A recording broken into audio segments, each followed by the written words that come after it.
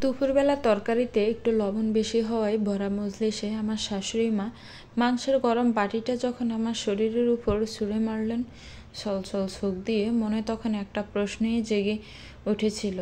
আচ্ছা, অনাথ হয়ে জন্ম নিয়ে কি খুব বড় অপরাধ করে ফেলেছি? অনাথদেরকে বাঁচার কোনো অধিকার এই পৃথিবীতে নেই, কোনোভাবেই নেই। রুবি আমার একমাত্র ননদ, সে এখন 5 মাসের অন্তঃসত্ত্বা। বাড়িতে আজ তারই স্বাদের অনুষ্ঠান হলো। বাড়িতে আত্মীয় স্বজনের গম গম পরিবেশ।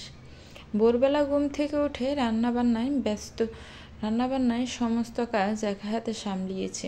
গরুর মাংস, খাসির রেজালা, মুরগির রোস্ট, গলদা চিংড়ির বোনা, বড় মাছের মুড়ি ঘন্ট সহ সমস্ত রান্না নিজের হাতে করেছি।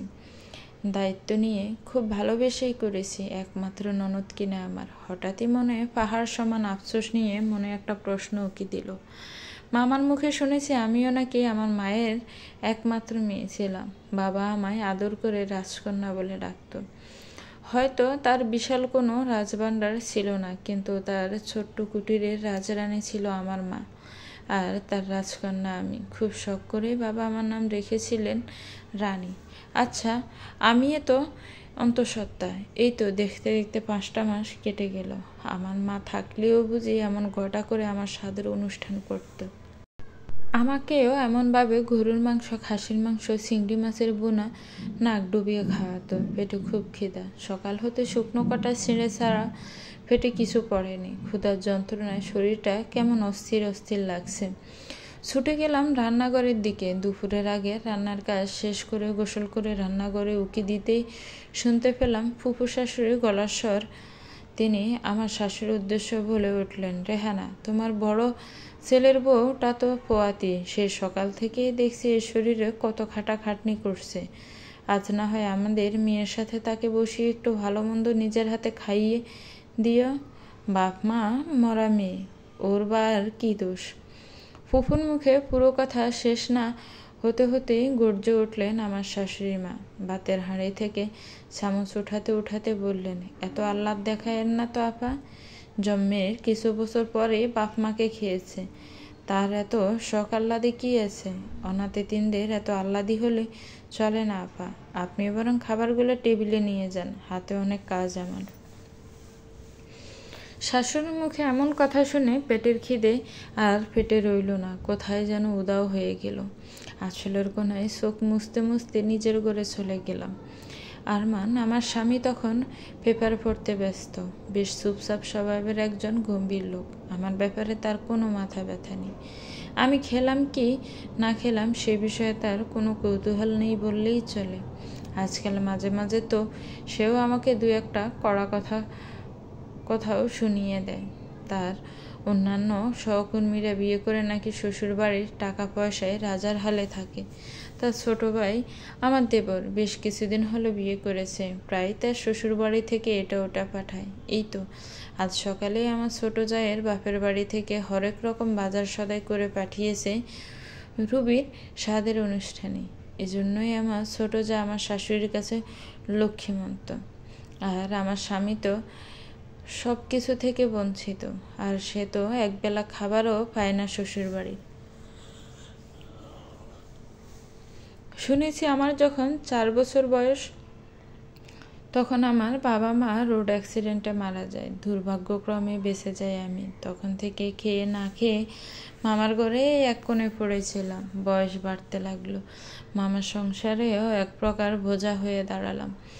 সারাদিন হাড়ভাঙ্গা খাটুনি দিয়েও মামির মন জয় করতে পারিনি। শেষমেশ মামা মামির আড়ালে বেশ কষ্ট করে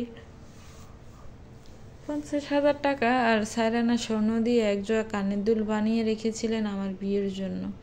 বিয়ের সময় টাকা আর কানের দুল আমার শাশুড়ি মার হাতে তুলে দেন মামা। বিয়ের পর আর কখনো সে বাড়িতে যাওয়া হয়নি আমার। মাঝে একদিন মামা এসেছিলেন বাজার থেকে সস্তা মিষ্টি আনাতে। বেশ অপমানিত হতে হয়েছিল তাকে। তারপর থেকে আর মামা এ বাড়ি আসেননি। শুনেছি সেদিন এ বাড়ি থেকে যাওয়ার দিন রাতেই মামা মারা গেছেন। মায়ের শেষ অংশীদার মামাও যখন চলে গেলেন, তখন আর আমার কে আছে এই পৃথিবীতে? তারপর থেকে খেয়ে না খেয়ে শাশুড়ি স্বামীর অকথ্য কথা হজম করে মুখ থুবড়ে পড়ে আছি এ বাড়িতে।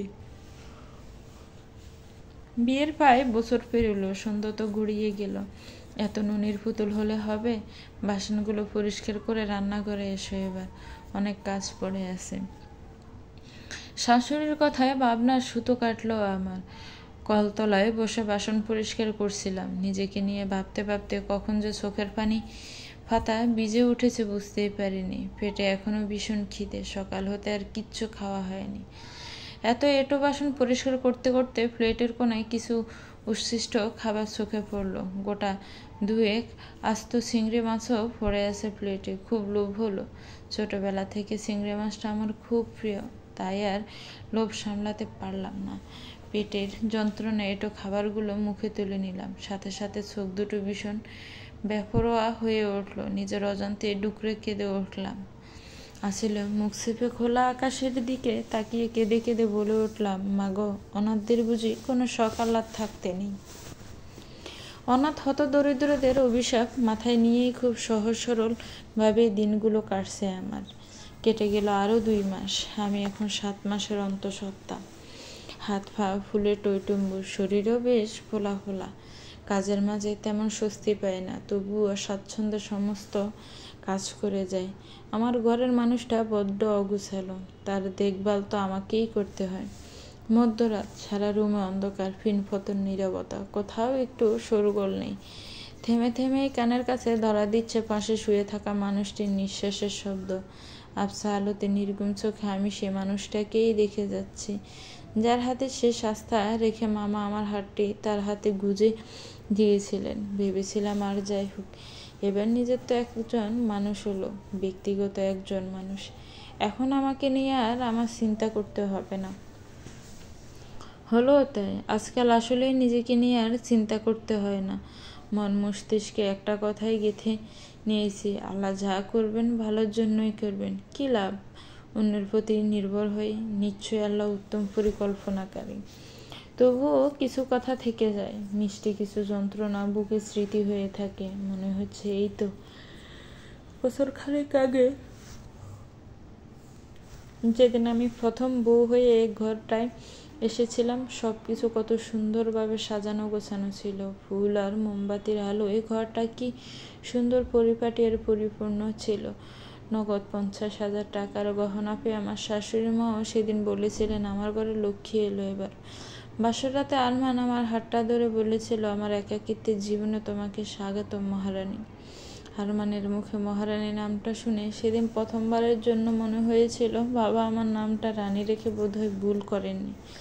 মনে অজানা সুখ উকি দিয়েছিল হুট করে।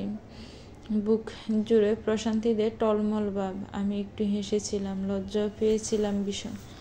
আমাকে জড়িয়ে যখন সে কপালে প্রথম চুমুটা এঁকে দিয়েছিল, সেদিন এক মুহূর্তের জন্য মনেই হয়েছিল আমি বোধহয় পৃথিবীর সৌভাগ্যবতী নারীদের মাঝে একজন।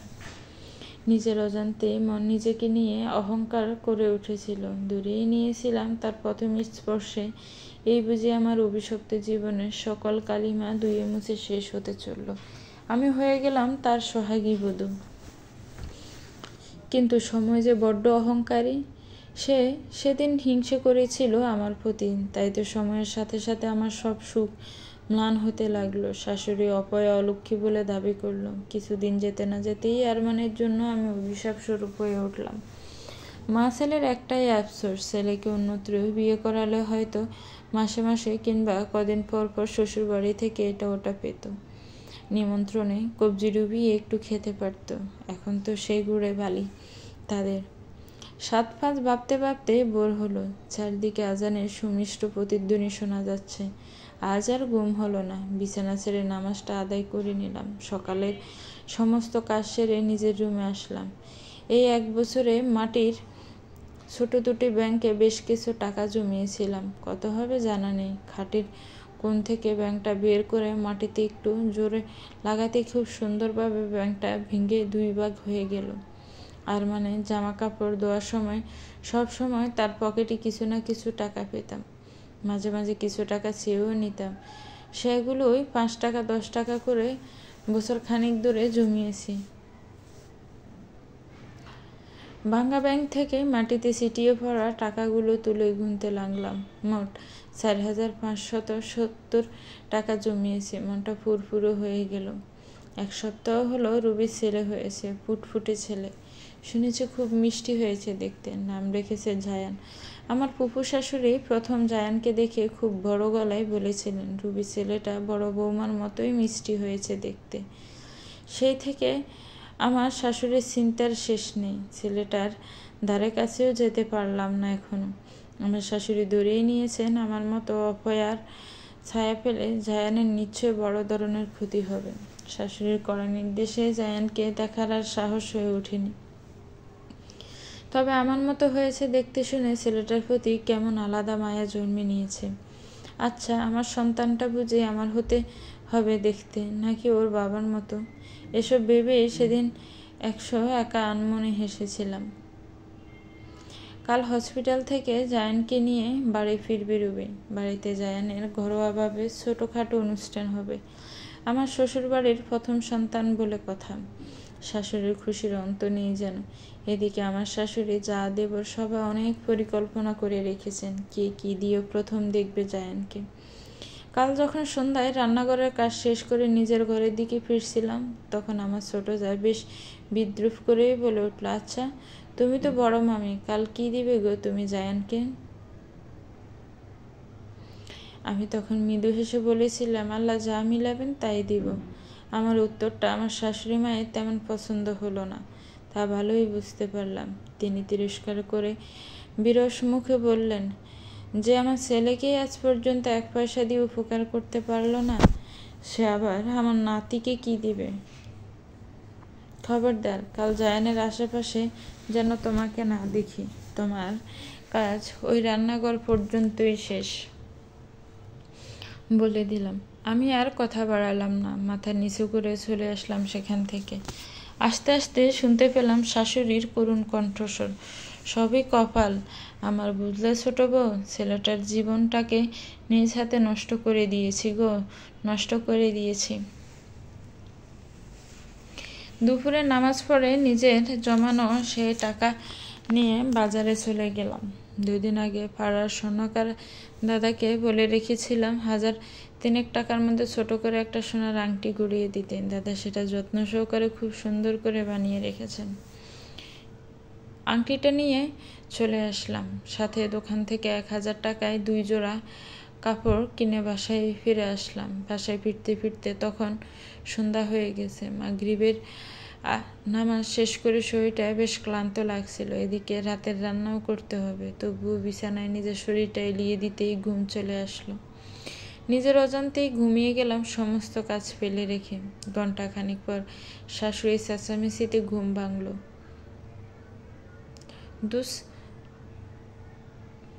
দুসমুচিয়ে বিছানায় উঠে বসলাম। শান্তা আমার ছোট যা, ওর কান্নার আওয়াজ শুনতে পাচ্ছি। তড়িঘড়ি করে বিছানা থেকে নেমে বাইরে চলে গেলাম। চিৎকার চেঁচামেচি আর কানাঘুষায় শুনতে পেলাম শান্তার ঘরের ডয়ার থেকে 5,000 টাকা হারিয়েছে। এটা নিয়েই সে হাউমাউ করে কেঁদে চলেছে। সেখানে দেখলাম আমার শাশুড়ির পাশে আরমানও বসে আছে। আমাকে দেখা মাত্রই আরমানকে উদ্দেশ্য করে বলে উঠলেন, এই চোরের বাচ্চাকে এখনই ঘর থেকে বের করে দেয়। শাশুড়ির কথায় আমি হতবাক হয়ে গেলাম। আশেপাশে তাকিয়ে দেখি শোরগোলে অনেক লোকজন বাড়িতে জড়ো হয়েছে। সবার মাঝে আমাকে চোরের বাচ্চা কেন বলেছে তিনি আমি বুঝতে পারলাম না। আমতা আমতা করে সাহস করে একটু মাথা উঁচিয়ে বলে উঠলাম, মা আমি কি করেছি? এভাবে গালি দিচ্ছেন কেন? প্রশ্ন করতে না করতে আরমান এসে আমার 2 গাল কষিয়ে থাপ্পড় বসিয়ে দিল। আমি টাল সামলাতে না পেরে মাটিতে পড়ে গেলাম। শাশুড়ি মা তখন আমাকে জায়ানের জন্য আনা সে আংটি আর কাপড় দেখিয়ে বলতে লাগলেন, ওগুলো কোথায় পেয়েছিস? এত সব টাকা কই পেয়েছিস? তোর মরা বাপ কি ভূত হয়ে এসে দিয়ে গেছে? ভালোই শান্তার টাকাগুলো কাল সকালের মধ্যে ফেরত দিবে, নয়তো তোর কপালে দুঃখ আছে, চুন্নির ঘরের চুন্নি।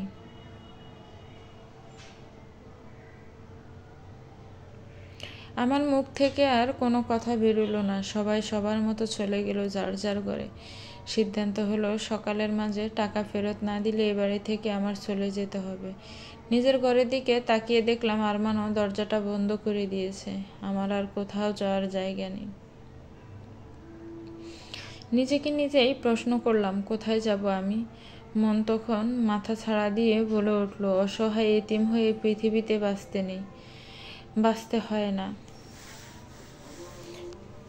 মনের কথায় সায় দিয়ে রান্নাঘরে চলে গেলাম। রান্নাঘরে ইঁদুরের খুব প্রকট বেড়েছিল, তাই জায়ানের আংটি আর কাপড় নিয়ে আসার সময় পাড়ার মোড়ের দোকান থেকে 20 টাকার কীটনাশক সাথে এনেছিলাম ইঁদুর তাড়াতে। সে কীটনাশক যে পৃথিবী থেকে অনাথ নির্লজ্জদের কাজে ব্যবহৃত হবে তা হয়তো একটু আগেও বুঝতে পারিনি। কীটনাশক হাতের মুঠো নিয়ে নিজের পেটের দিকে তাকালাম। উপুর হয়ে নিজের পেটে নিজেই শেষ চুমু খেলাম।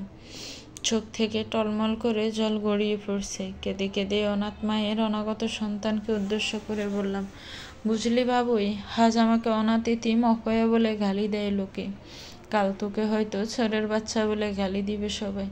এসবের দরকার কি বল? চোর অনাথ হয়ে বেঁচে না থেকে আমরা বরং আল্লাহর মেহমান হয়ে চলে যাই। তখন না হয় আল্লাহর কাছে প্রশ্ন করিস, কেন আমাদের এতিম হতদরিদ্র করে দুনিয়াতে পাঠিয়েছিলেন। কেমন? কথাগুলো বলতে না বলতে আমার বুক ভেঙে আসলো, কলিজা ছিঁড়ে যাচ্ছিল। নিজ হাতে নিজ সন্তানকে খুন করে ফেললাম। কেমন মা আমি? হয়তো লোকে কাল অনাথ এতিমের পাশাপাশি আমাকে খুনি মা বলেও গালি দিবে। পেটে আরও একটা চুমু খেলাম। আদর করে হাত বুলালাম। যন্ত্রণায় কুলাতে না পেরে আর এক মুহূর্তে দেরি করলাম না। পুরো 1 বোতল কীটনাশক চোখ বন্ধ করে খেয়ে নিলাম। কিছুক্ষণের মধ্যেই শরীর অবশ হতে লাগলো, চোখে বৃষ্টি নামলো। যন্ত্রণায় ছটফট করতে করতে ভাঙ্গা ভাঙ্গা হাতে রান্নাঘরের মাটিতে কালি দিয়ে লিখতে লাগলাম, আরমান। খাটের তলায় ভাঙ্গা ব্যাংকের টুকরোর পাশে আরও একটা মাটির ব্যাংক রাখা আছে, তাতেও 1000 খানিক টাকা হলেও হতে পারে। বিছানার তোষকের তলায় আরও 500 টাকা আছে। জায়ানের জামা আর আংটি কিনে অবশিষ্ট ছিল, বাকিটাও জমিয়েছিলাম। ভেবেছিলাম জন্মের পর তোমার নাম করে ওকে কিছু একটা কিনে দিব। সে ভাগ্য তো আমার হয়েও হলে না। তুমি বরং বাকি দায়িত্বটা পালন করো। কাল জায়ান বাড়ি ফিরলে তাকে আংটি আর জামাটা নিজ হাতে পরিয়ে দিও। কপালে চুমু দিয়ে বলো, তোর মামি মা এটা তোর জন্য রেখে গেছে। আমাকে দেখার ইচ্ছে হলে কখনো জায়ানকে কোলে নিও। ফুফুর মুখে শুনেছি সে নাকি আমার মতোই হয়েছে দেখতে। মাকে বলে দিও, কেউ কখনো অনাথ এতিম গরিব হয়ে জন্ম নেয় না পৃথিবীতে, নিয়তি তাদের অনাথ বানিয়ে দেয়। বেঁচে থাকতে অনাগত সন্তানের বাবার দায়িত্ব তো পালন করতে পারলে না। বোর হলে মাটির ব্যাংকটা ভেঙে সেই টাকায় আমাদের মা সন্তানের দাফন করে এসো। আর বাড়ি ছাড়তে হবে না আমার। তোমার মহারানীকে নিজ হাতে তার আপন ঘরে রেখে এসো, কেমন? আর হ্যাঁ, নিজের যত্নটাও নিও কিন্তু। সমাপ্ত। তো ভিউয়ার্স, গল্পটা কেমন হয়েছে একটি কমেন্টস করে জানাবেন। গল্পটা ভালো লাগলে গল্পটাকে নিয়ে একটা গঠনমূলক কমেন্টস করবেন, গল্পটাকে লাইক করবেন, গল্পটাকে শেয়ার করবেন, আর আমার চ্যানেলটাকে প্লিজ সাবস্ক্রাইব করবেন। যারা অলরেডি সাবস্ক্রাইব করে রেখেছেন তাদেরকে অনেক অনেক ধন্যবাদ। ভালো থাকবেন, সুস্থ থাকবেন, আমার চ্যানেলের সাথেই থাকবেন। আল্লাহ হাফেজ।